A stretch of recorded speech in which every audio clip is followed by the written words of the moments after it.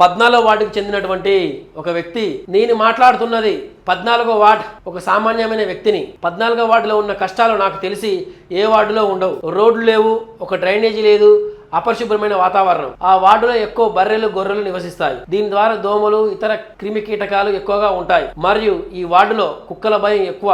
దోమల నివారణ కోసం మున్సిపాలిటీ సిబ్బంది ఎటువంటి చర్యలు తీసుకోలేదు. పిల్లలకు డెంగ్యూ మలేరియా వచ్చే అవకాశం ఉంది. ఖాళీ ప్లాట్లో నీరు ఆగి చాలా ఘోరంగా అధ్వానంగా ఉన్నది. దయచేసి మున్సిపాలిటీ కమిషనర్ గారు ఖాళీ ఫ్లాట్లకు నోటీసు పంపించి వాటిని క్లీన్ చేయవలసిందిగా వారికి ఒక నోటీసు పంపించగలరు. క్లీన్ చేయలేని వారికి మీరు తగిన చర్యలు తీసుకోగలరు. ముఖ్యంగా వర్షాకాలంలో 14వ వార్డులో రోడ్ సైడ్లు చెట్లు పెద్దవిగా ఉన్నవి. అవి పైన ఉన్న హెవీ వోల్టేజ్ కరెంట్ వైర్లను ఆనుకొని ఉన్నవి. చిన్నపిల్లల చెట్లను ముట్టుకుంటే డేంజర్ గా ఉన్నది. దాన్ని కూడా దృష్టిలో పెట్టుకొని 14వ వార్డు ఒక్కసారి వచ్చి ఎమ్మెల్యే మురళీనాయక్ గారు చూడవలసిందిగా కోరుతున్నామని చెప్పి ఒక 14వ వార్డు సంబంధించిన ఒక వ్యక్తి మనకు వాట్సాప్ చేయడం జరిగింది. 14వ వార్డు అయినటువంటి మన మున్సిపాలిటీలో ఎలాంటి అభివృద్ధికి నోచుకోక, సైడ్ కాలువలు తీయక, చెత్త చెదారంతో మురికి కాలువలు నిండుగా ఉన్నటువంటి ఆ వార్డుకు ఒక వ్యక్తి అలా ఉండడం వల్ల పిల్లలు అనారోగ్యానికి గురే అవకాశం ఉంది. సీజనల్ వ్యాధులు వస్తున్నాయి. దోమలు, మలేరియా, డెంగ్యూ ఇతరత్ర అనారోగ్య కారణాలు వచ్చే అవకాశం ఉందని చెప్పి ఆయన చెప్పడం జరిగింది. కుక్కలు విపరీతంగా ఉన్నాయి, కోతులు విపరీతంగా ఉన్నాయి. కమిషనర్ గారు ఒక్కసారి మా సైడ్ చూడండి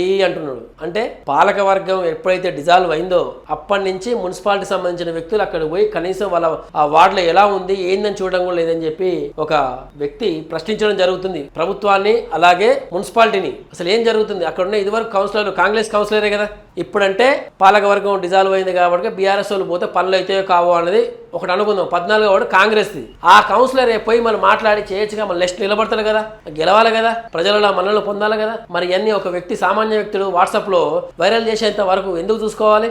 అంటే ఏదేమైనా లాస్ట్కు చూసుకుందాం, ఎలక్షన్లు వచ్చినాక అప్పుడు పనులు చేద్దాం అంటే కుదరదు. ఇప్పుడు ఎమ్మెల్యే గారు కూడా మా సైడ్ చూడాలంటే ఎమ్మెల్యే గారు చూసే పరిస్థితి లేదు.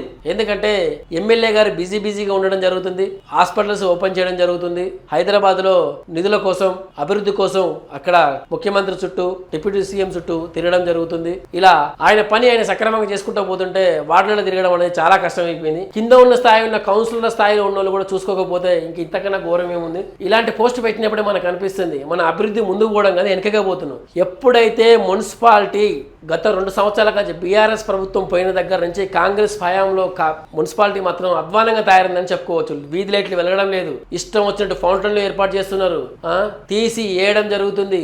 అంటే వృధా ఖర్చుకే నెంబర్ 1 కేటాయించడం జరుగుతుంది. వృధా ఖర్చులో నెంబర్ 1 తయారవుతుంది. దాంట్లో కమిషన్లు వస్తాయనో లేకపోతే మనం సొంతంగా వాడుకోవచ్చనో తెలియదు కానీ ఇష్టం వచ్చినట్టు చేస్తున్నారు. కాబట్టి ఒక సామాన్య పౌరుడు చెప్పించుకునేదాకా చూసుకోవద్దు. మరొకసారి ఇలాంటి వస్తే మాత్రం ఆయన ఏం చేస్తారంటే వార్డులను కూడా తిరగనీయకుండా ఏ అధికారిని కానీ లేకపోతే ప్రజాప్రతినిధిని కానీ గల్లాలు పట్టుకుని అడిగే అవకాశం వస్తుంది. ప్రజలు చైతన్యం అవుతున్నారు, చైతన్యంతోనే ముందుకు పోతున్నారు. వాళ్ళకి తెలుసు ఎవరికి ఓటేయాలి, ఎవరికి ఓటేయద్దు, ఎవరు నిలదీయాలి, ఎవరు ప్రశ్నించాలి, ఎవరిని స్వాగతించాలని. కాబట్టి ప్రజాప్రతినిధులారా ఆలోచించండి. ఇలాంటి సమస్యలు ఉన్నప్పుడు ఒక అడుగు ముందుకేసి పని చేస్తే వాళ్ళు కూడా గుండెల్లో పెట్టుకొని చూసుకుంటారు. నెక్స్ట్ నిలబడితే గెలిచే అవకాశం కూడా నీకు మెండుగా ఉంటాయి. ప్రజల ఆశీర్వాదమే గెలుపుకు మూలమెట్టు. గుర్తుపెట్టుకోండి. ఒక సామాన్య పౌరుడు మనకి ఇందాక చెప్పడానికి వచ్చిందంటే మీరే గమనించండి మన అభివృద్ధికి ఎంత చిగ్గుసేటో. యూరియాతోనే ఒక రకంగా ఈ రకంగా అంటే 36 వార్డులలో ఇంత దారుణంగా జరుగుతుందని చెప్పి ఈ వ్యక్తి చెప్పడం జరిగింది. ఎవరైతే ఈ వ్యక్తి చెప్తున్నాడో ఆ వ్యక్తికి మనందరం అప్రిషియేట్ చేయొచ్చు, ప్రశంసించవచ్చు,